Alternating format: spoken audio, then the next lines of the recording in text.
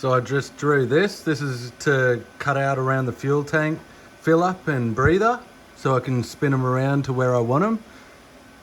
It's real easy on this Fusion 360. But one thing that took ages to figure out is after you've done it, once you've compiled the tool path, which looks like this. Hang on. Yeah, anyway, after you've done that, right click there and then go post process. And then because I've got like the mullet version that doesn't have the Z axis, which is up and down this way, it took me ages. There was nothing on the internet. Oh, actually there was, but I probably didn't read it. Yeah, you got to click that to no, and then THC, no, and then post, and then pick your folder and your name, and then go into here, and then click start.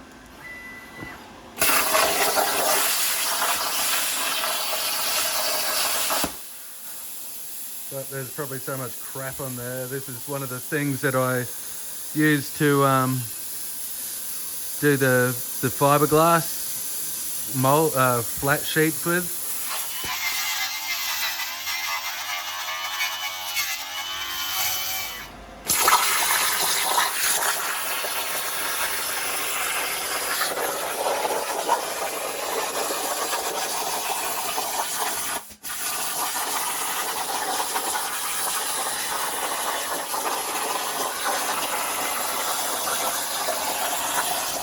That I can use as a template to go around that.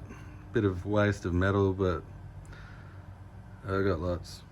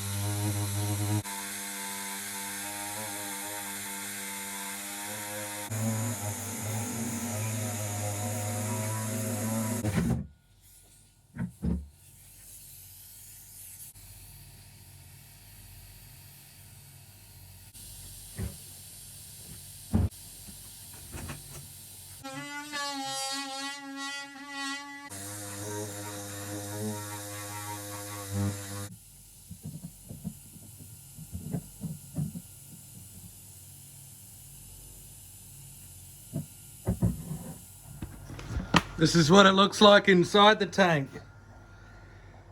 There's a little bit of dust, but you can see there's a little bit of delamination. You can tell it's vinyl ester resin. It's sticky.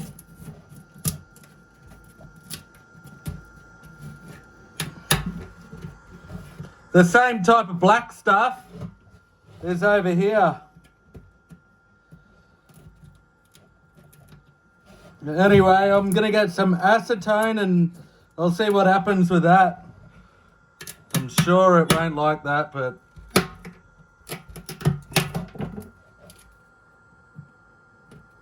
that's all sticky.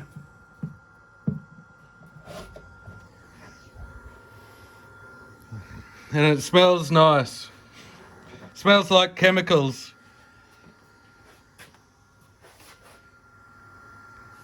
So I've like picked at it a little bit more. And it's definitely, the baffles have been glassed in later. And it doesn't seem like they've bonded very well. I forgot to say that these fuel tanks here had unleaded in it, or leaded.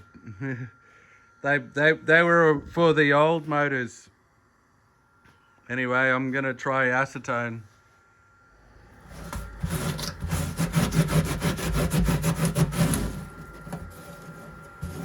That gets rid of all of the stickiness.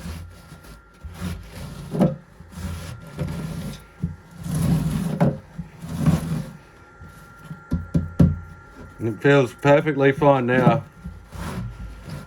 And she'll be right with diesel. Lol. Okay, so I'm gonna make the aluminium backing for the fuel tank fill up and breather so I can move them around.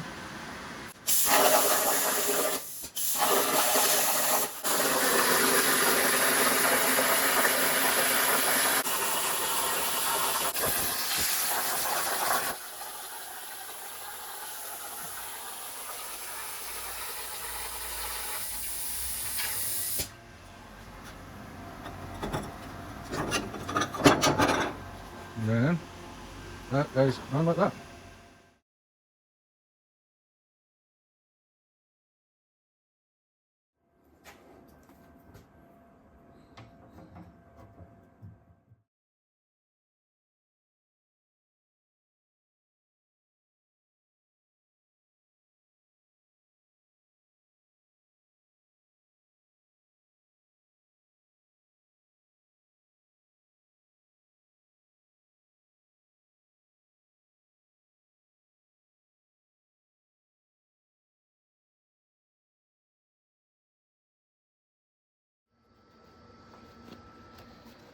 There's even cobwebs in this one. It's a lot better all open up like that. I'm going to get the gurney with some degreaser and hopefully it'll clean it all up, but that'll be tomorrow. Everything takes ages. And I made, I'll show you about that bit later.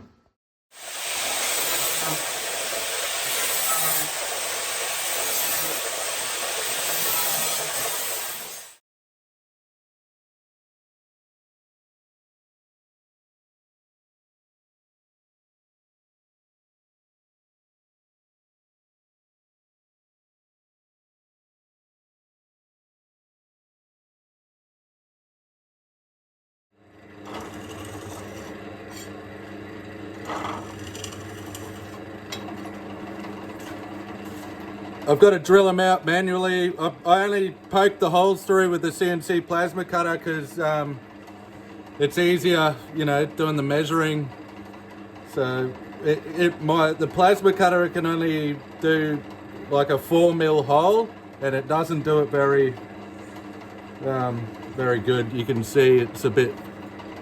Hang on, those ones, they're a bit wonky. Messy because I just cleaned the plasma table.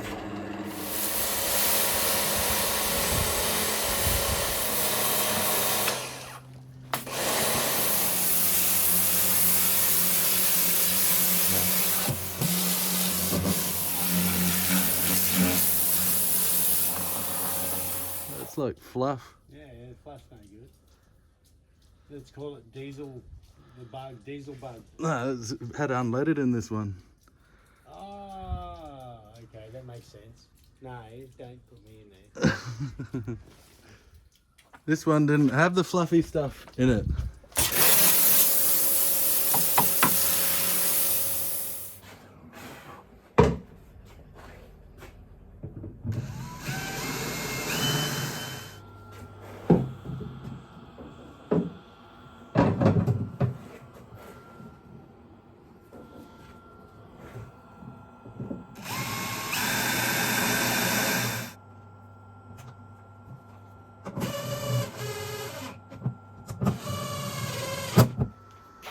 So I didn't think that through.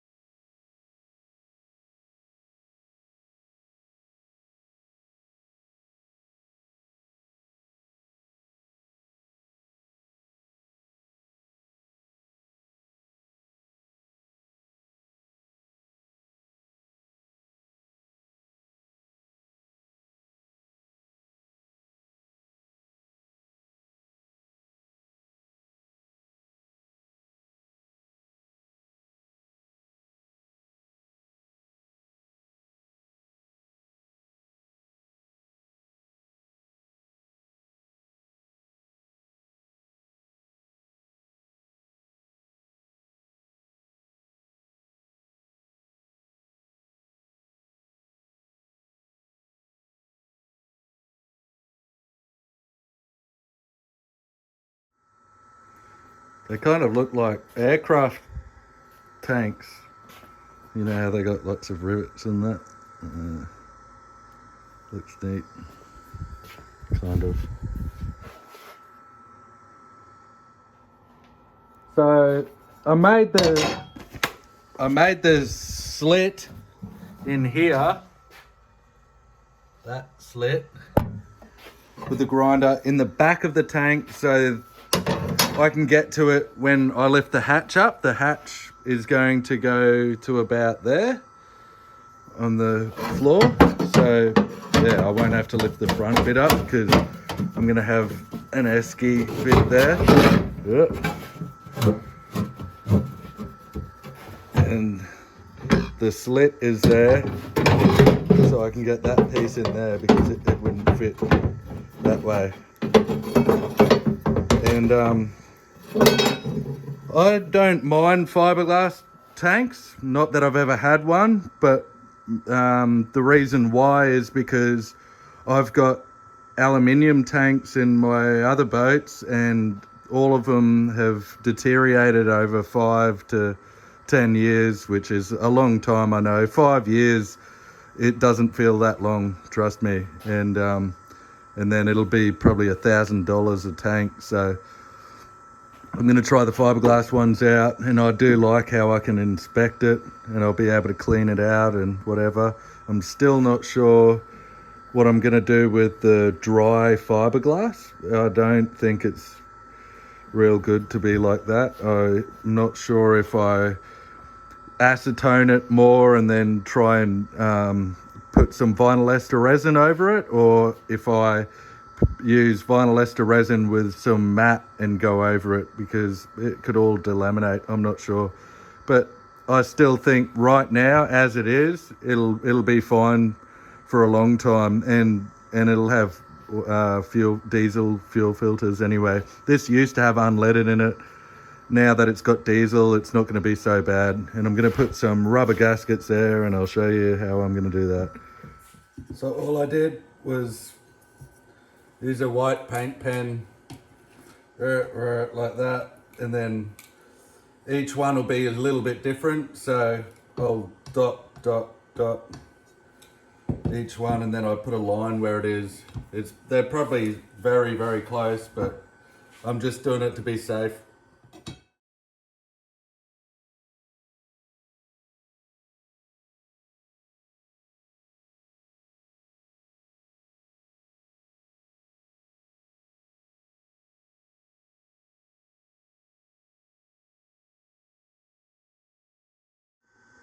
Man, that took longer than I thought. But tomorrow when I can make noise, I'll use some punches. These thingies, just small ones, because they're only small holes, and bash them into wood. I'll show you. So this is what I'm up to now. Just, that's a hole punch, and then I just put it over the dots. One done, a million to go.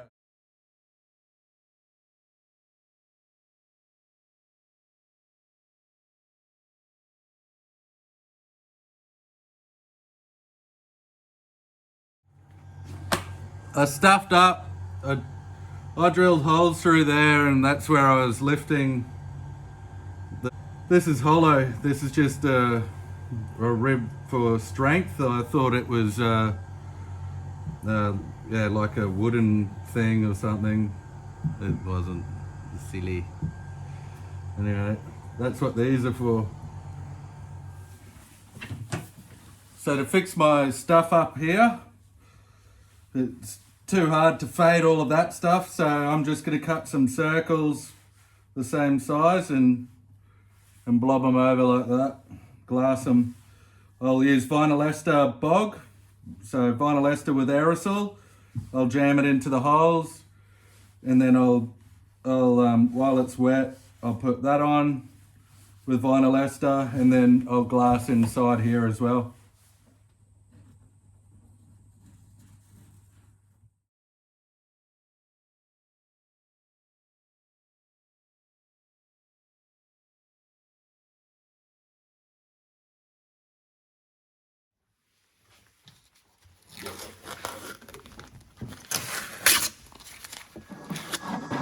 when I fiberglass these bits on, I just did for a test, I just put some vinyl ester down here because it was all nice and sanded up. So I got this little sander, and I've been in here and cleaned everything up and got all the dags and whatnot. And yeah, I thought I'd put some vinyl ester down here, even though like I'm a bit worried because I don't want it to delaminate like what this stuff did in some areas it didn't. Anyway, what's your thoughts on putting a coat? Should I just leave it sanded up like that, fill it up with diesel? She'll be right, probably will, and at least it'll get me going, and then maybe later down the track I'll make some alley tanks. But for now I'm in money saving mode.